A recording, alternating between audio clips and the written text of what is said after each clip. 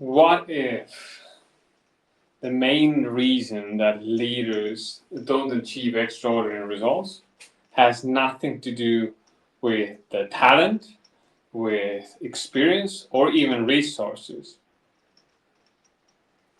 What if it's something far more fundamental than all of that? What if they never actually decided what they truly want as a leader? And most leaders don't have a goal problem, they have a clarity problem. And because of that, they end up reacting to their day instead of really creating and responding to it. I want to welcome you again to Stand Up Leadership Session. It's Wednesday, it's rainy, but that's how sometimes leadership life is. Sometimes it pours and rains, but you gotta make it happen, right? And that's what we want to talk about too. Is how do you make it happen? And the clarity problem, because of the lack of clarity, the leaders usually end up reacting to their life and to their days and weeks and months and years instead of actually creating it, right? And it's honestly it's sad. It's sad, and I'm on a mission to really bring that awareness to leaders, because today I want to challenge you. How do you really think about goals?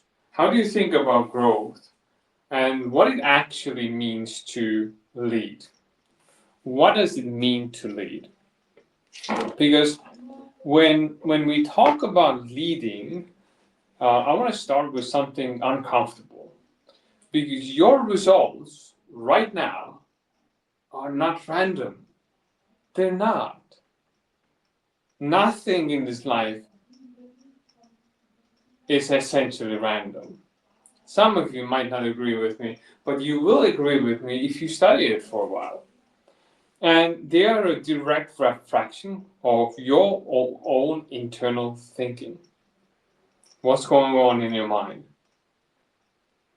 Not the economy, not your team, not your family, not your wife or husband or children. No, not the timing. It's your thinking. And so if you don't like your results, and most senior leaders I work with have at least one area they're quietly frustrated about, and the most honest question isn't what do we need to change out there? It's instead what thinking created this in the first place. And once we take that, that shifts you from a victim mentality to a creator mentality. And that is where really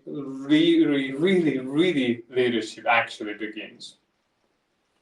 And so, if you're here, let me know. And also type yes if you've ever changed how you were thinking about a problem and your result shifted because of it. Just type yes in the comments.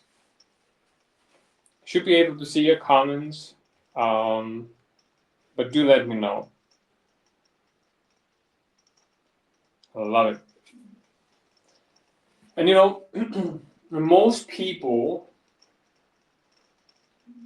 don't know what goals are.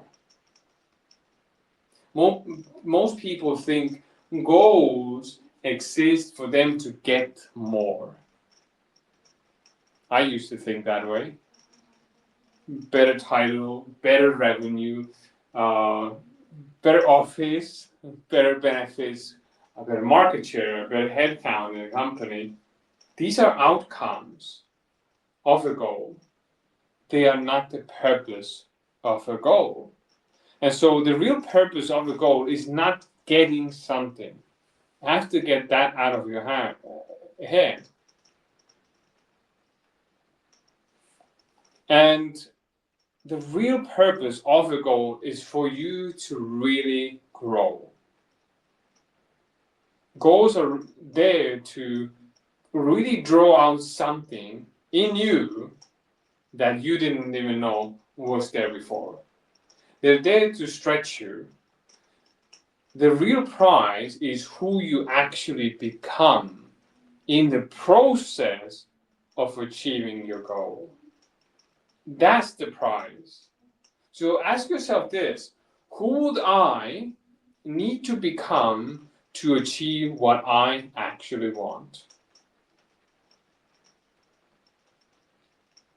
Because the goal isn't what you get, it's who you become. It's who you become. And so there are three types of goals that people usually set. And once you understand this, you'll see it everywhere. In yourself, in your team, in general, in your company. First, we have A-type goals. A-type goals are something that you actually already know how to do. The problem with that is they don't require change. They don't. And so they repeat simply your past, what you've done already. Bob Proctor, my beloved mentor, had a really good example. He was doing a seminar, and a gentleman came up to him and said, well, I want to talk about my goal. And his goal was to get a new Pontiac.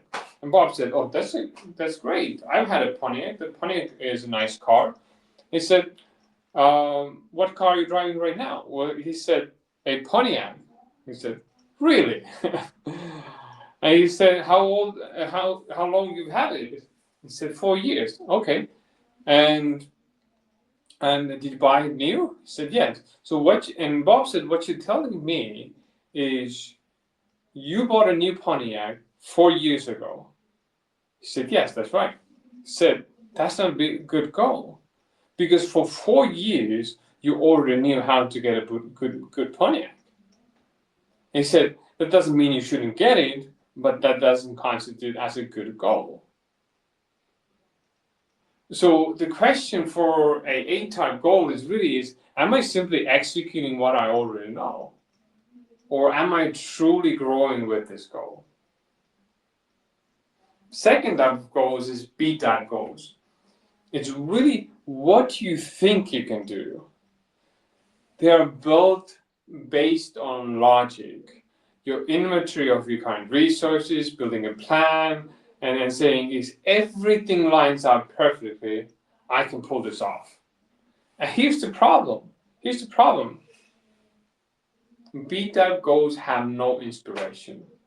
They make sense, but they don't pull anything new out of you. Nothing. And actually and gradually, you start to lose energy. You start to fade. You stop caring.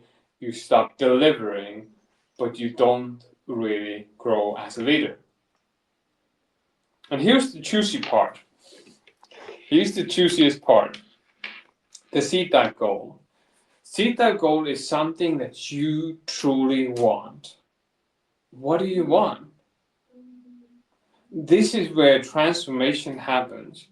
What do you want? Not what your boss wants, not what your parents want, not what your spouse wants or your children want. What do you want before everyone else told you? You have to ask those questions because C-type goals are not based on current evidence. They are based on they're not based on what seems actually realistic for you. They're not realistic. They're based on what you actually desire. So ask yourself, if I knew I couldn't fail, what would I actually want to do?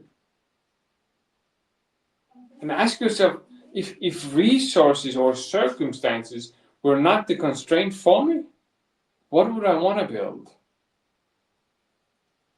What do you really want? These goals feel slightly uncomfortable, right? They might make your stomach twist a little bit. Might make you scared. And that is the signal. That is the sweet spot. And that is the seat that goal. Because, Will Smith did a really cool video, and he talked about skydiving. He went to skydiving with his friends, and he said he was so terrified when he was on the plane and about to jump off. He said once to jump off, and he was there, free flowing, sliding in the air. He said it was the most beautiful thing he's ever experienced. And he said God placed the most beautiful things on the other side of fear. And that is why the seat that goal is really something that brings something out of you that you didn't even know that was there, and helps you even go distances and climb mountains and do things that you never even thought you were capable of doing. It doesn't come from logic, it comes from inside, it comes from your heart. What do you deeply in your heart desire? Because if the goal doesn't really stretch you, it's not the real goal. So what kind of, type in the comments, what type of goal are you currently working towards? Is it the A? Is it the B? Is it the C? Remember, A was something you already know. B was you need to think about it, you need to plan it. But everything lines up, you might have it. See that goal, you grow, you stretch, right? I love it. And so this is important. This is very, very important. Because somewhere in the process of becoming professionals, getting the dream job maybe, most of us actually stopped imagining. Most of us stopped believing in the unseen world. We became practical.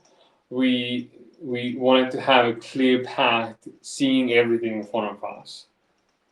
We learned to stay as realistic as possible, and we got good at defining what already exists in our life. But in every meaningful breakthrough actually started the same way. Every meaningful breakthrough started without a plan, without a budget, with imagination. If you look at anything around you, just look at anything. There's the glasses behind me, it's the camera I'm recording with, it's the computer I have here, it's the desk I have here. It's created in someone's imagination. It didn't first acquire logic. Logic comes later. We will use logic. There's a reason why we have it. But in order for you to build something that you're really meant for, you need to activate your imagination. And unfortunately, most people use imagination against them. And so, think about it. With imagination, the Wright brothers imagined a powered flight, right? Everyone called them fools. Their own father wanted to put them in a mental hospital. Edmund Hillary, the first man to climb Mount Everest, imagine standing on Everest, and he went back 3 times before he submitted. And everyone in history who had tried before had either failed miserably or died as a consequence. He must have really wanted to go up that mountain, right? Edison, imagine the electric light bulb. 10,000 attempts failed before he got it to work. So before anything becomes a reality, it must first become a thought in your mind. A thought, right? So how do you think? What are you using your mental power for? Because the question is not, is this realistic? Because this takes you to the wrong path. The question is, have I allowed myself to imagine what I want?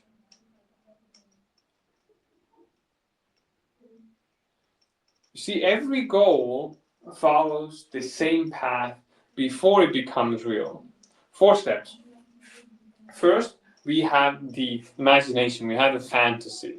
We want to fantasize. Children are fantasizing all the time. We grow up with fantasizing. I remember laying on my bed for hours imagining and dreaming things. But then we get out of that stage and we don't do that anymore. We get logical, right? But fantasy is the first stage. You allow yourself to imagine. We create a picture in my mind. We receive a picture. Then we take it to a theory. We take it to the next level, and you start to take it serious enough to ask yourself, could this be possible? You start to reason with it. It's getting more theoretical, a bit more logical, right? Like I said, logic will come. Then, this is a crucial part that most people miss. Because most people dream, but they don't do. You have to commit to it. That's the goal. That's when you actually turn the theory into a goal, when you make a committed decision to make it happen. Committed. No, I'll do this if, no. I'll do this no matter what. Even if the earth shakes, I will do it. Committed decision. And once you start embodying that, embracing that, and help that become part of you, it will turn eventually into a fact. It's a process. And you see, most people stop already at fantasy or at the theory. Probably even in fantasy because the theory doesn't make sense, right? And most people want it to make sense right away. It doesn't have to make sense. And so, not because the dream is wrong, but because they dismiss it before giving it any real thought. That's why they dismiss it. And before theory actually can become a realistic goal, you must answer 2 questions for yourself. First question is, am I able to do this? Am I able? And science and experience and even theology both tell us, all of them tell us that the same thing. Most people operate at a fraction of their actual capacity. And they actually even tell us that we have infinite potential, infinite energy. So the honest answer is, even when you don't know, is yes, I am able. Right? Second question, which is also very important, is am I willing? Am I willing to learn what I don't know? Am I willing to be wrong and still keep going, but change? Am I willing to persist even when it gets so hard and so difficult? All the challenges, everything seems to be against you. Are you willing to persist? Are you willing to do whatever it takes? Because ability, we have ability, right? We know we're capable of doing anything once you're aware of it. But ability without you being willing is worth nothing. It's worth nothing. Because the moment you answer yes to both questions, not just one, both questions, that's where the theory actually becomes a goal. So tell me, drop in the comments, where in your leadership right now are you able but not yet fully willing? Drop in the comments. Be honest, please. Be honest. This is a safe place, but the gap is where your growth is waiting. Where your growth is waiting. This is the gap. Ask yourself that question. And here's what most leaders miss about goals. They think the goal is more about the outcome. They think that the goal is about the promotion, about the number, about the result. But as you get emotionally committed to something that genuinely stretches you, something starts to shift. Something does shift. Your thinking starts to change. Your standards and your values start to change. Your decisions start to change. And eventually, your results start to change as a result of all of that.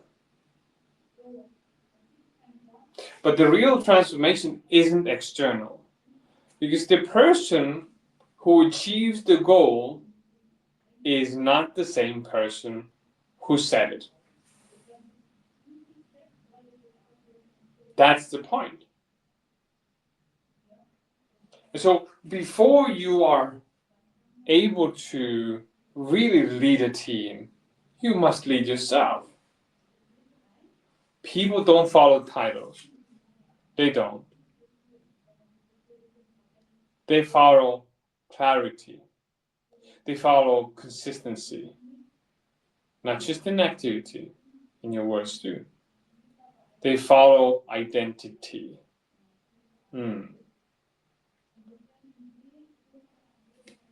You see, when you pursue a goal that generally really stretches you and brings something out of you you didn't even know that was there, your team feels it. Not because you tell them, but because you model it. You model it. And when a team has a shared C-type goal, this is where magic happens. Because this is something that demands growth from all of them, every single one of them. And this is where extraordinary things that don't make sense happen. Things that maybe even shouldn't happen, logically thinking, start to happen.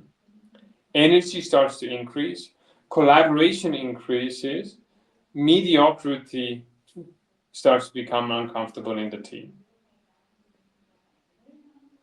So what I want to do with you is, before tomorrow, I want you to do this. Not tomorrow, before tomorrow. That means today, right? Write down a list. Write down everything that you want. No logic here, just your desires. Make a kind of like a shopping list of all the things that you want before everyone else told you. No filtering, no explaining, no justifying, just write. Just write the beautiful list. And don't think about how can I do it or if I can do it. None of that. Just make the list. That's not part of the exercise right now.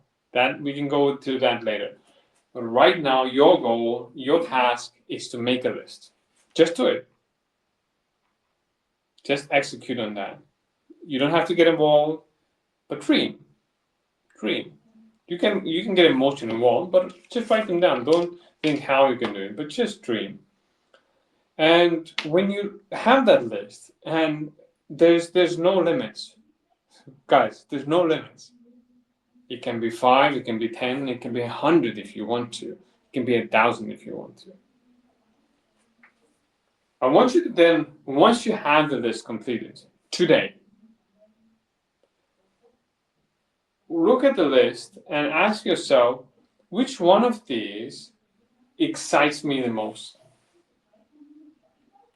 And which one of these requires me to become more than I currently am right now? And you can do rating. I used to do, before I started working with Bob, I did a list of all the things that I want and I think I want. I used a lot of my logic because of the things that I thought I'm good at. And I started rating them. So rate them on a point of 1 to 10. How much do you really want it? If you can't really tell, do that rating. That will help you. And so, which one excites me the most, and which one requires me to become more than I currently am? That's the one that is the sweet spot. That's the one that is a 10 out of 10 that becomes your C-type goal. Write it down on a small card and carry it with you at all times. Read it every single day as often as you can, as loud as you can. Not as a reminder, but as a commitment. And very important part here, the goal has to be written in present tense. Not I will, not I'm going to, not I will as soon as, not I will when. No, I'm so happy and grateful now that, and then write what you want. And I want to leave you with 3 questions that you need to ask yourself. Don't answer them out loud. Really sit with them. Really let them sink in. And the question number 1, to really summarize what we talked about this. Question number 1, what do you really want? Not what's realistic, not what makes sense given your current situation. What do you genuinely want? Leave everything that's happening so far out of the question. But ask yourself, what do I really want? What do I want? Second question, who would you need to become to achieve that? Because the goal is not what you get, it's who you become. Third question, to grow, to stretch, are you willing? Are you willing to grow? Are you willing to stretch? Are you willing to persist? Are you willing to become someone new? Someone new. That is where leadership, true leadership, really begins. With you, not with anyone else. So if this challenged how you think about your goals, about your leadership, I'd love to hear your biggest takeaways in the comments. Let me know what was your biggest takeaway. And if you feel you're really ready to take the next level of growth and accountability, DM me, stand up, and let's have a private talk to show you how you can actually apply this consistently in your life and in your work and have accountability along the way. Because accountability is like a success insurance policy. It prevents you from drifting. And if you have someone came to mind while we were talking here, engaging here, share this with them. Sharing is caring. And until next time, I want you to stand up, lead yourself first, and build something that is worth becoming.